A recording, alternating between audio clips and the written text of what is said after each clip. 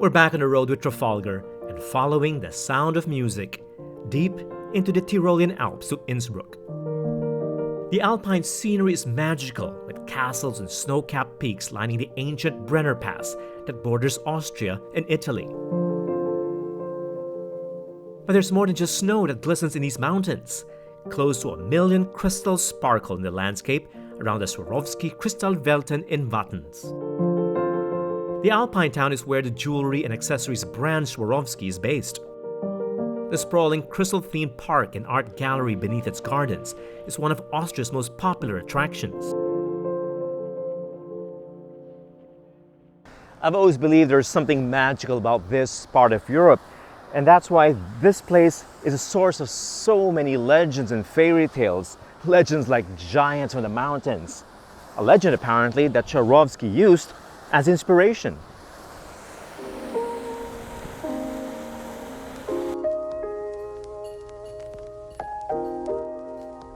But this isn't child's play.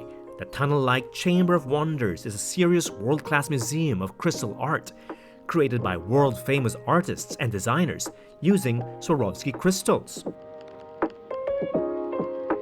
You can view works by Salvador Dali and Andy Warhol, and a giant crystal dome set to the music of Brian Eno, and the spectacular sparkling crystal tree designed by Alexander McQueen and Todd Boonke. Swarovski's colored crystals come to life so vividly in Manish Arora's psychedelic Ready to Love exhibit. The Chamber of Wonders displays many more works inspired by the luminosity and the versatility of specially cut, coated, and polished lead glass, with its unique ability to awaken the senses and stir your emotions.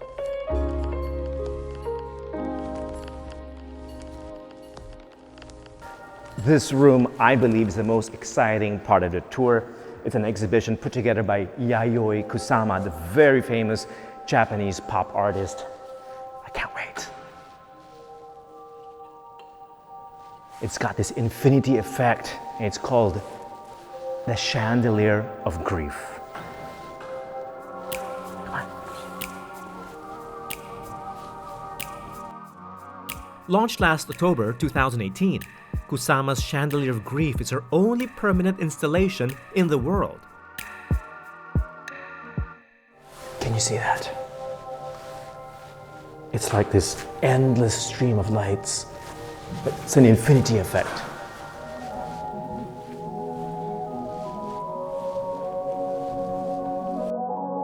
The concept is brilliant in its simplicity, a rotating chandelier of Swarovski crystal in a room completely lined with mirrors, but aligned precisely to achieve the desired visual effect and share the artist's emotion. This, I think, is the best perspective over here.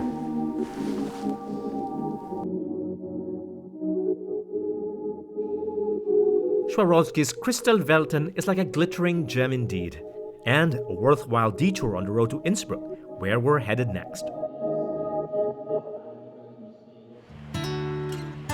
Innsbruck, on the Alpine border of Italy and Austria, may seem quaint, provincial even, especially compared with Salzburg and Vienna, a city better known for skiing than for any role in history.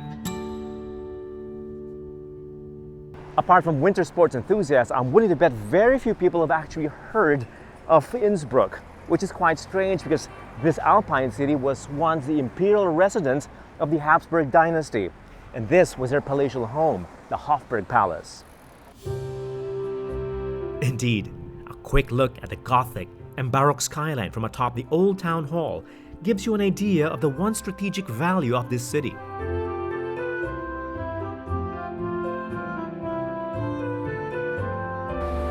The city Innsbruck takes its name after this bridge, or Brücke, therefore the bridge over the river Inn, Innsbruck.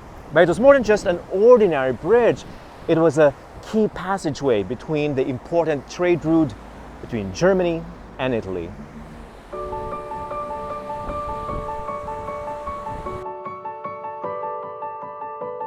Elisabeth Grasmeyer, Trafalgar's local expert, walks me through her city's elegant medieval thoroughfare. No doubt, built with taxes levied on traders passing through Innsbruck.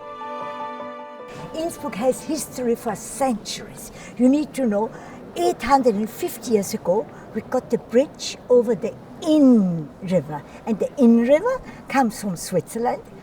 It's the only river which crosses the Alps, crosses our whole province from the west to the east, more than 240 kilometers, flows then into the Danube. So when you were on the journey between Germany and Italy, or between Switzerland and Vienna, you had to go over the bridge, Innsbruck, the bridge over the Inn River. The city on the crossroads of the Alps grew in importance, and by the 15th century, it became the seat of the Habsburg Emperor Maximilian I, who ruled from his golden roof palace overlooking the old town. And the other one, the main road the to emperor Vienna. would stand on his balcony and he could see Italy here on a clear day. He could watch everything. And all his subjects would be here. And this would be where everyone would stroll down. The avenue, yeah. Until today. It's pedestrian. Until today. It's the main square of the city. And the most beautiful house is the house in the corner. The painted Gothic and Baroque houses with many large bay windows are a unique architectural feature of Innsbruck. Interesting too are the original reliefs and frescoes on the facades and archways, showing life in Innsbruck during Maximilian's day. There really is a fairy tale quality to these medieval buildings, but just like the fairy tales, there's also a dark side to it. Take this gate or door, for example. Now, during the plague, and there were quite a number of plagues in Innsbruck, you would lock in the residents here. Residents would be locked in. And here, this is where the food would be delivered to the residents. Today, it's just an ornament.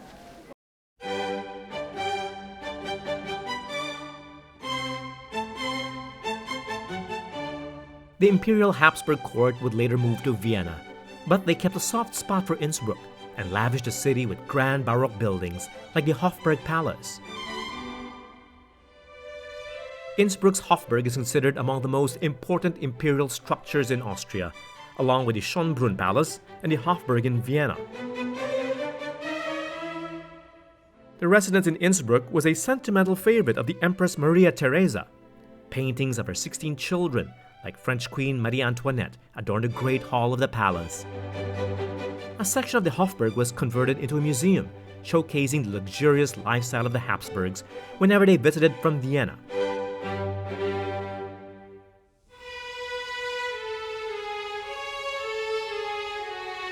The Hofkirche, in another wing of the palace, pays tribute to Emperor Maximilian I, who designed his final resting place.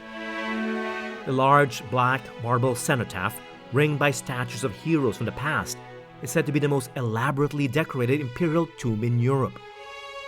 But for all its wealth, Innsbruck could never compete with Vienna, and without the imperial family, the Alpine city's prestige receded into memory.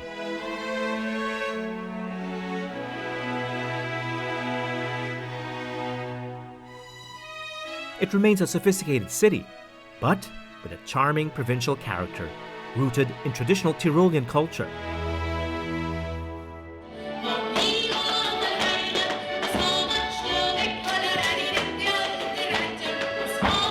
The Trafalgar holiday includes a dinner show featuring Tyrolean folk music and traditional dances, performed by the Gundolf family, who've been entertaining audiences for half a century.